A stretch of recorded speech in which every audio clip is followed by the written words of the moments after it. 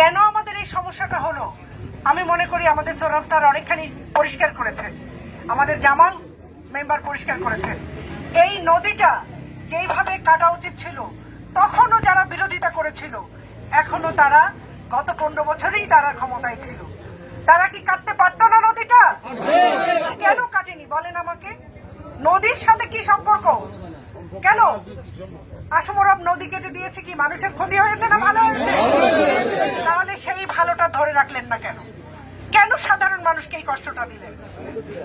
কেন এখন শুকনো মৌসুমে একদম ব্রিজের নিচে সম্পূর্ণ শুকনো থাকে? এটা তো খনন করার দরকার ছিল। 15 বছরে কোনো বরাদ্দ আসেনি, দুর্যোগ ত্রাণ থেকে কোনো বরাদ্দ আসেনি। কোথায় গিয়েছে 26 বছরে সেই বরাদ্দ কোথায়? আমরা যে একটা কথা বলেছি, আপনাদের নেতা যে একটা কথা বলেছে নদীকে শাসন করতে হয়, অনেকে তখন হেসেছে। নদীকে আসলেই শাসন করতে হয়। আমরা যদি এই নদীটা কাটা থাকতো, এই দুই পাশে এখন যে পানি জমে আছে কোথাও পানি জমতো না। কি কথা সত্য তো? আপনারা চাষাবাদ করেন, সেচ দেন, আপনারা আমাদের চেয়ে অনেক বেশি জানেন এটা আমাদের কত দরকার একটা ছিল। অথচ যারা ক্ষমতায় এসেছে সে ভোটে আসুক আর না আসুক তারা কিন্তু আপনাদের কথা ভাবেনি, এতটুকু ভাবেনি।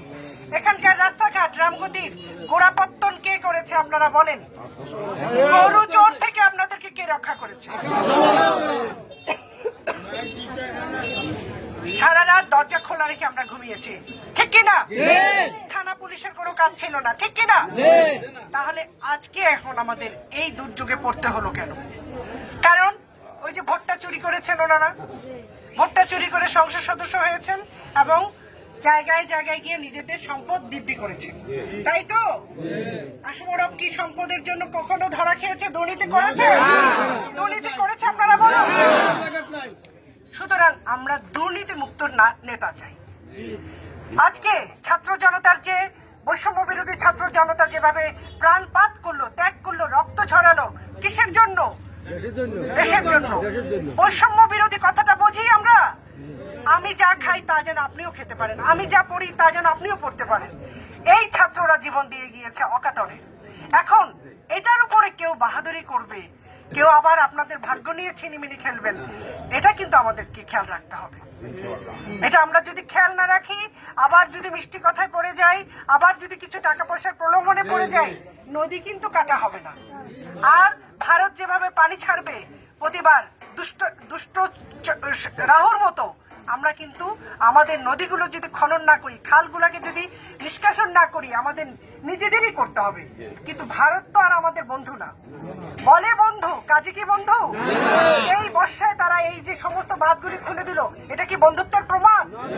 তাহলে আমাদের শিক্ষার্থীরা, আমাদের ছাত্র জনতারা যে বৈষম্য বিরোধী সংগ্রাম করেছিল, যে ভারতীয় পণ্য বয়কটের সংগ্রাম করেছিল, সেগুলো কি যথার্থ? সেগুলো কিন্তু যথার্থ। কারণ আমরা যদি ভারতকে জবাব দিতে পারি, নদী খননের মধ্য দিয়ে আমাদের পানিকে যদি আমরা ধারণ করতে পারি, তাহলে কিন্তু তাদের আর এই দুষ্টু চক্রান্ত করেও কোনো কাজ হবে না। সুতরাং আমাদের নদী কাটতে হবে, ভুলা নদীর পুরো খনন হবে। আমি এখানে আসার আগে এডিসির সাথে কথা বলে এসেছি, নদীর ম্যাপটা সংগ্রহ করে আমরা ঢাকাতে বসবো, উপদেষ্টা মন্ডলীর কাছে যাব, নতুন করে বরাদ্দ নেওয়ার চেষ্টা করব। তার সাথে যদি কোনো কারণে দেরি দেখি, স্বেচ্ছাশ্রমের ভিত্তিতে আমরা নদী কাটতে চাই। আপনারা কি রাজি?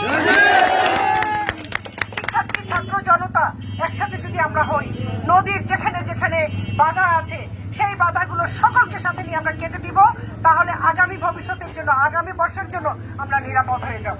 সেটা আমরা করব। পানি কমে যাক, মাটি কোথায় কোথায় উঁচু হয়ে আছে, কোথায় কোথায় গতিমুখ নষ্ট হয়ে আছে, কারা কারা বাধা দিয়েছে, কারা কারা মাছের চাষ করার জন্য ব্যক্তিগতভাবে লাভবান হওয়ার জন্য লক্ষ মানুষের জন্য ক্ষতির কারণ হয়ে দাঁড়িয়েছে, সেটাকে আইডেন্টিফাই করে তাদেরকে বিচারের আওতায় আনা যাবে এবং নদী সংস্কার করা হবে।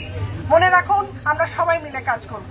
এখানে এখন নির্বাচন নয়, নির্বাচনের কথা নিয়ে কোনো কথা বলা ঠিক হবে না, কিন্তু আমরা যেন রামগতির প্রকৃত বন্ধুকে খুঁজে পাই, যারা মানুষের জন্য কাজ করবে, যারা নিজের জন্য কাজ করবে না, নিজের কিছু পছন্দের মানুষের জন্য কাজ করবে না, সবার জন্য যে কাজ করবে এমন একটি লোক আমাদেরকে বেছে বাইর করতে হবে।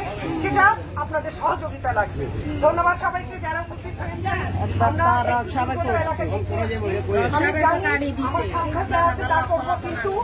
আপনারা ভালো থাকুন। কিভাবে আরো ভালো থাকা যাবে, প্রাকৃতিক ভাবে কিভাবে সমস্যাটা সমাধান করা যাবে, আমরা সেটা নিয়ে কথা বলবো। স্থানীয় মেম্বারদের সাথে, চেয়ারম্যানদের সাথে, স্থানীয় প্রভাবশালী আপনারা যারা রয়েছেন, যারা এলাকা নিয়ে ভাবেন, তাদেরকে নিয়ে কথা বলবো। ভালো থাকবেন সবাই, আবার আসবো, আবার কথা হবে এবং আমরা ভুলা নদী কাটবো সবাই মিলে, এই আশ্বাস দিয়ে যাচ্ছি। ধন্যবাদ সবাইকে।